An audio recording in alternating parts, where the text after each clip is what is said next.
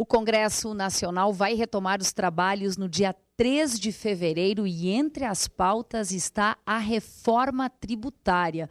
O presidente da Câmara disse que quer aprovar a reforma ainda no primeiro semestre do ano de 2020. Bom, nós aproveitamos aqui as inteligências da Universidade de Passo Fundo e convidamos o professor da disciplina de Direito Tributário, professor Márcio Patucci, para nos ajudar a entender a importância da reforma, quais as possíveis perdas e ganhos. Márcio Patucci, que também é vereador na cidade de Passo Fundo. Boa tarde, professor Márcio, seja bem-vindo ao Café Expresso, agora nesse formato multiplataforma. Boa tarde, Thaís, boa tarde, Azulmar, ao Gerson, que estão nos acompanhando nos estúdios também. É uma satisfação estar participando desse novo modelo aqui da rádio e da TV UPF aqui de forma mais dinâmica, né? Eu acho que é super importante a comunidade, né, participar e reconhecer o trabalho que a universidade faz. Diferente das muitas vezes que você está aqui conosco para falar de questões políticas, hoje o nosso foco é o seu trabalho como professor de Direito Tributário em um assunto que interfere no nosso dia a dia.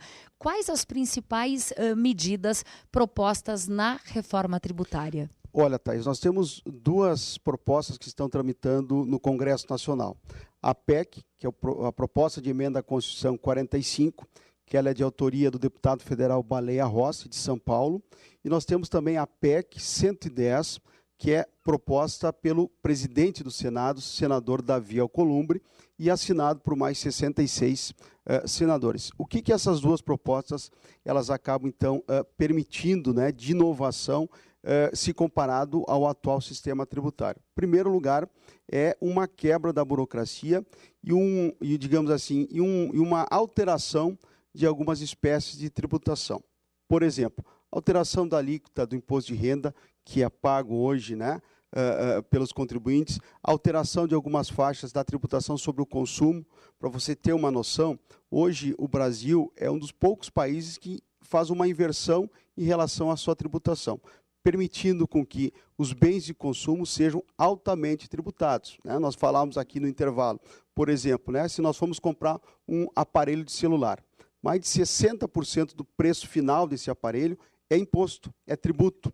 E uma das essências da reforma tributária é justamente isso, nós retirarmos uma parcela maior da tributação dos bens de consumo, fazendo com que as pessoas tenham maior poder aquisitivo e todo o processo de produção ele fique absolutamente mais barato para aqueles que produzem. Então, ainda dentro deste exemplo, esta reforma tributária, esperada aí há quase 20 anos, ela contempla o consumidor, que hoje paga muito mais pelo imposto do que pelo produto propriamente. Com certeza, né? E é justamente essa lógica, favorecendo com que as empresas elas consigam produzir mais, porque sabem que vão vender mais barato, e as pessoas comprando, né, os consumidores comprando mais barato vão ter mais poder aquisitivo.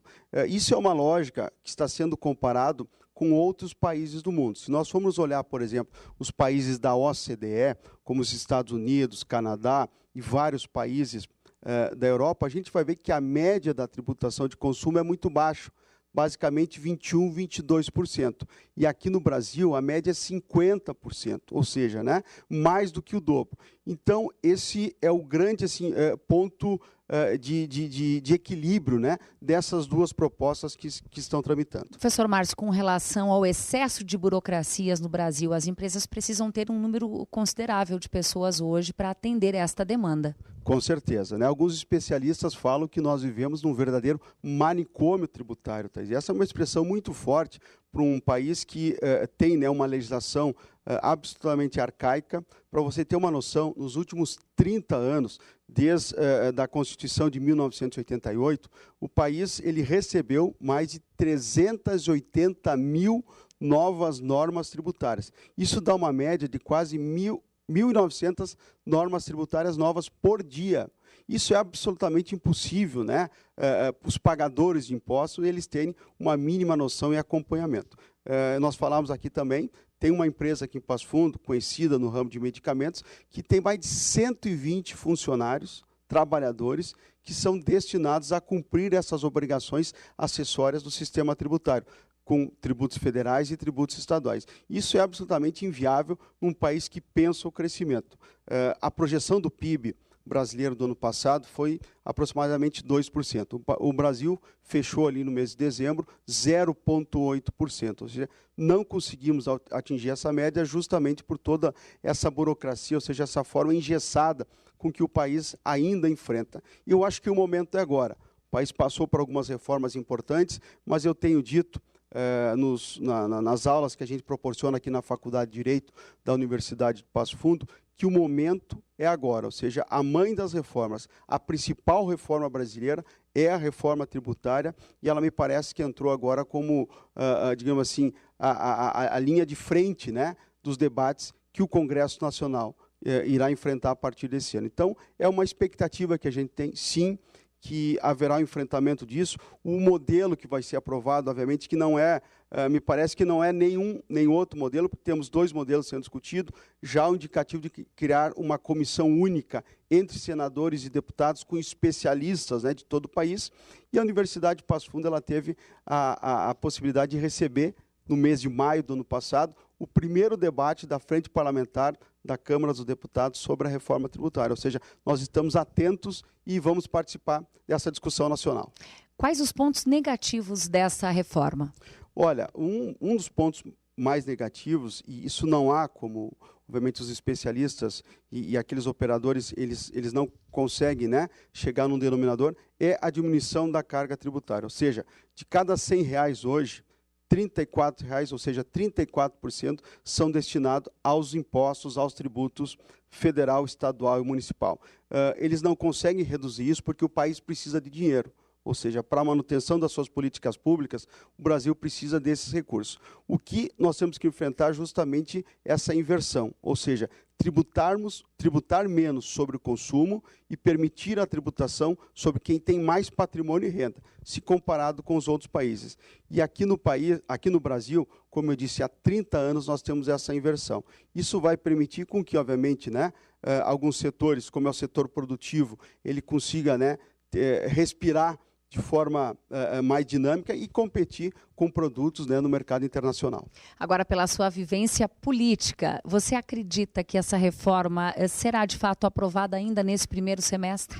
Olha, Thaís, eu acompanho, inclusive, nos noticiários essa semana, o presidente da Câmara dos Deputados, o deputado Rodrigo Maia, ele já manifestou que nos primeiros dias, ou seja, a partir do dia 13 de fevereiro, quando o Congresso volta do seu recesso, ele dará o impulso, né, às discussões da reforma tributária. Eu sou esperançoso que ela vai acontecer, mas esse ano. Tomara que ela aconteça no primeiro semestre. Mas a gente sabe, né, que é um ano eleitoral, é um ano onde nós teremos várias disputas aí, e com certeza deputados e senadores estarão envolvidos, mas é um ano-chave de nós enfrentarmos, ou seja, esse novo modelo de tributação e termos um sistema com menos burocracia, mais dinâmico, retirando essas desigualdades e promovendo a verdadeira justiça fiscal, que é aquilo que a gente pretende. Muitíssimo obrigada pelas informações, bom trabalho. Obrigada. Eu que agradeço, Thaís, e mais uma vez parabenizo pela dinâmica e o novo formato do programa. Obrigada.